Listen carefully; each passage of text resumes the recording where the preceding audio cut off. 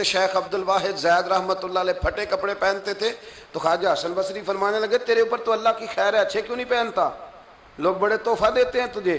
وہ کہنے لگے حضور میرا دل نہیں کرتا۔ فرمانے لگے دل نہیں کرتا، تو نے طبیعت اس طرح کی بنائی ہے تاکہ جو آئے کچھ نہ کچھ دے کے ہی جائے۔ فرمانے لگے یہ طبیعت نہ بنا۔ حضرت غوث پاک ممبر پر بیٹھتے تھے تو 2000 دینار کا جوڑا پہن کے بیٹھتے تھے۔ لوگوں نے کہا حضور اتنا مہنگا، اتنا مہنگا؟ تو آپ فرمانے لوگوں کو بتانا چاہتا ہوں کہ جو ممبر اور مصلے والے ہوتے ہیں وہ کوئی کنگال نہیں ہوتے، اللہ انہیں بڑی عزتیں عطا فرماتا ہے۔ تو حضرت ابو دردہ رضی اللہ تعالیٰ عنہ کی زوجہ کہنے لگے وہ تو ساری رات نفل پڑھتا ہے، سارا دن وہ جو ہے وہ روزہ رکھتا ہے اور تھوڑا سا کھانا کھاتا ہے، تو کوئی مطلب کس کے لیے کروں؟ تو آپ نے فرمایا بندوبست کر لیتا ہوں۔ فرمانے لگے آج تو کھول کے روٹی پکا۔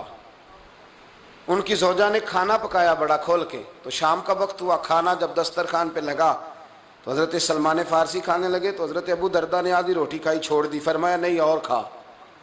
عباس فرمایا تجھے کہا نہ کھا، تو کس طرح کا بھائی ہے جو بات ہی نہیں مانتا؟ انہیں آدھی اور کھائی۔ فرمایا نہیں آدھی اور کھا، 3 روٹیاں ہیں، 1.5 تیری 1.5 میری، کھا۔ پوری روٹی کھلائی۔ پھر جب بستر بچھا ہوا تھا تو فرمایا یہ کس کا بستر ہے؟ نے کہا جی آپ کا۔ فرمایا آپ کا بستر کہاں ہے؟ کہنے لگے میں نے تو عبادت کرنی ہے۔ فرمایا کریں گے عبادت، مجھے بھی اللہ یاد ہے، لیکن تو بستر لا کے نا یہاں بستر بچھا۔ بستر لایا، فرمایا اکٹھے اٹھیں گے، میرے بغیر اٹھنا مت۔ کہتے ہیں 1-2 دفعہ انہوں نے اٹھ کے دیکھا کہ سلمان اگر سو رہے ہیں تو میں جاتا ہوں۔ جب وہ اٹھے تو حضرت سلمان فارسی کہنے لگے سو جا چپ کر کے، تہجد کے وقت اٹھیں گے۔ کہتے ہیں سحری کے وقت اٹھے، اکٹھے مسجد گئے، نماز پڑھی۔ کہنے لگے یار تو نے تو آج روزہ بھی نہیں رکھنے دیا۔ فرمایا روزے نفل ہیں، فرض ہوتے رمضان کے ہوتے تو روز رکھتے، یہ نفل ہیں، کبھی رکھنا چاہیے تو کبھی چھوڑنا بھی چاہیے۔ فرماتے ہیں اب ہم مسجد نبوی میں داخل ہوئے، حضور کی بارگاہ میں نماز پڑھی فرض فجر کی۔ تو حضرت سلمان فارسی رضی اللہ تعالیٰ عنہ فرمانے لگے کہ ابو دردہ کے دل میں خیال تھا کہ یہ تو میں نے بھائی تو بنا لیا پر یہ تو سواری کر گیا میرے اوپر۔ خیال تھا، ان کا خیال تھا کہ میں حضور سے پوچھوں گا، لیکن فرماتے ہیں اس کا خیال ہی تھا، میں نے پوچھ بھی لیا۔ میں نے عرض کی یا رسول اللہ صلی اللہ تعالی علیہ وسلم حضور یہ کچھ لوگ ساری رات نفل پڑھتے ہیں، ہر روز ہی روزہ رکھتے ہیں نفلی روزے، تو یا رسول اللہ صلی اللہ تعالی علیہ وسلم آپ بتائیں یہ معاملہ کیا ہے؟ تو حضور نے فرمایا نہیں یہ غلط بات ہے، رات کو سویا بھی کرو اور عبادت بھی کیا کرو، کھایا بھی کرو اور کچھ دیر روزے بھی رکھا کرو۔ اور پھر حضور فرمانے لگے میں تم سب سے زیادہ اپنے رب کو جانتا ہوں اور میں تم سب سے زیادہ اپنے رب سے ڈرتا ہوں، پر میں نکاح بھی کرتا ہوں، میں خواتین کو وقت دیتا ہوں، ان کی تکالیف کو سنتا ہوں، میں روزہ بھی رکھتا ہوں تو افطار بھی کرتا ہوں، میں رات کو عبادت بھی کرتا ہوں تو آرام بھی کرتا ہوں۔ تو دین کے مزاج کو سمجھے، دین ایک خوبصورت کر کے ہمیں ماحول بنا کے دیتا ہے۔ دین ہمیں اجتماعی زندگی میں سارے کام شاندار طریقے سے، یہ جو لبرل قسم کے لوگ بیٹھے ہیں نا ٹی ویوں پہ، جن کو مذہب کے نام سے بڑی الرجی ہے، اور وہ والا مولوی بڑا پسند ہے جو کہے کہ داڑھی کی بھی ضرورت کوئی نہیں، پینٹ کوٹ بھی کھل کے پہنو، اور جناب جو چیز آپ آئے گی آپ اس کو کہہ دیں بالکل ٹھیک ہے، بالکل جائز ہے، کفر کے ساتھ ملو گلو جو مرضی کرو، اس قسم کے لوگوں کو یہ پسند کرتے ہیں۔ علامہ اقبال کہتے ہیں یہ خود بدلتے نہیں قرآن بدل دیتے ہیں، ہوئے کس قدر فقیہان عرب بے توفیق۔ تو میرے بھائی نبی کریم علیہ السلام نے ہمیں بڑا سونا، بڑا صاف ستھرا، بڑا آسان اور عمل کرنے والا دین عطا فرمایا ہے، عمل کرنے والا، اور قریب قریب قرینے قیاس حضور نے سارا کچھ دیا جو عین انسان کی فطرت کے مزاج کے قریب ہے۔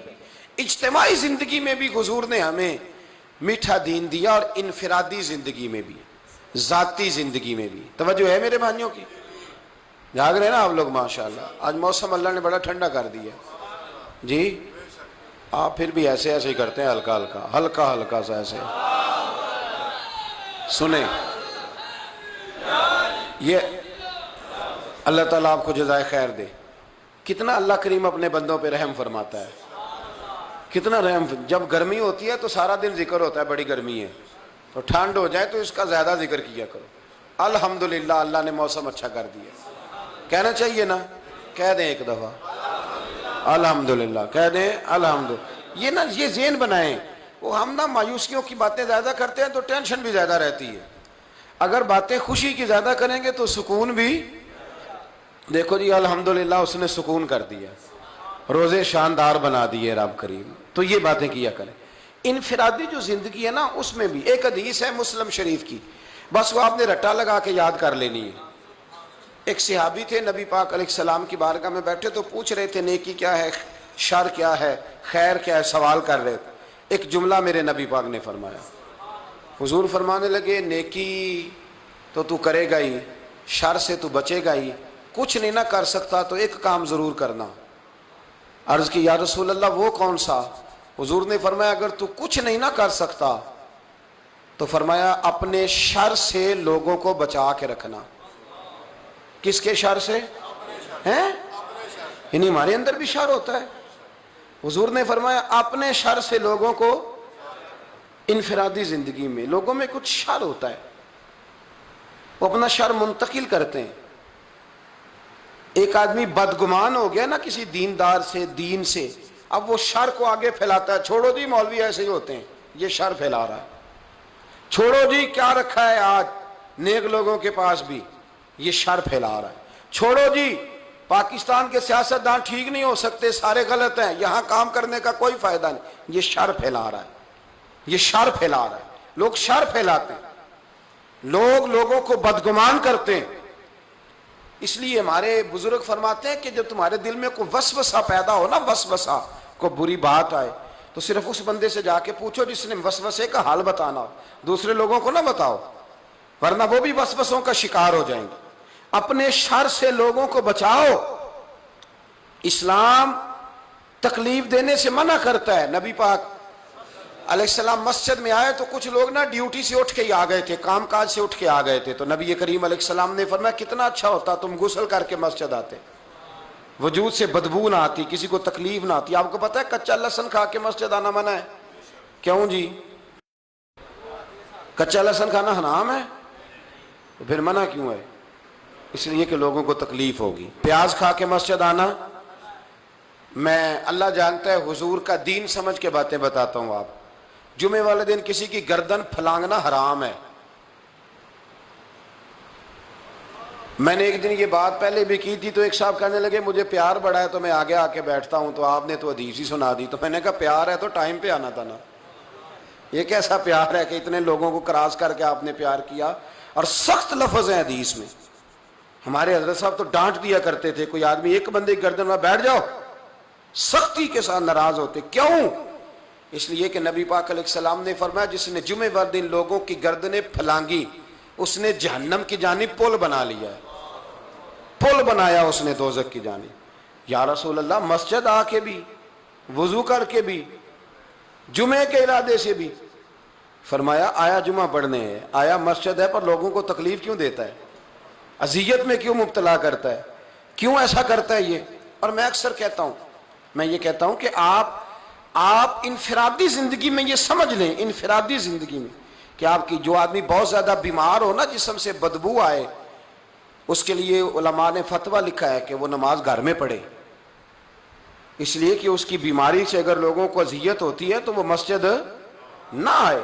انفرادی زندگی میں حضور نے فرمایا اپنے شر سے لوگوں کو بچاؤ. یار کتنا وہ شخص ظالم ہے کہ جو کسی سے ملنے آتا ہے تو بندہ دعائیں مانگتا ہے کہ اب یہ واپس چلا ہی جائے تو مہربانی اس کی. کتنا وہ ظالم ہے کہ گھر جاتا ہے تو بچے خوف سے سہم جاتے ہیں کہ ابا جی واپس چلے جائیں. بیوی ڈرتی ہے اور اللہ تعالیٰ معاف کرے دعائیں مانگتے ہیں لوگ، بیویاں دعائیں مانگتی ہیں کہ اب اس کے ساتھ وقت تو گزارنا ہے، زندگی تو بتانی ہے، دعا کریں ذرا آسانی سے گزر جائے. اور یہ میں بڑی ذمہ داری سے کہہ رہا ہوں، میں نے بعض مردوں کو بھی دعائیں مانگتے دیکھا ہے کہ دعا کریں اس عورت کے ساتھ میرا وقت صحیح گزر جائے، میرے 4-5 بچے ہیں، پر یہ زبان کی شریر ہے، یہ تکلیف دیتی. ہم لوگ اپنے صدقے دے کے، خیرات دے کے اور نمازیں پڑھ کے اور روزے رکھ کے جب معاشرے میں شر پھیلاتے ہیں نا، شر، تو پھر ہم دین کی خوبصورتی پر معاذ اللہ سوالیہ نشان چھوڑتے ہیں. میرے رسول کریم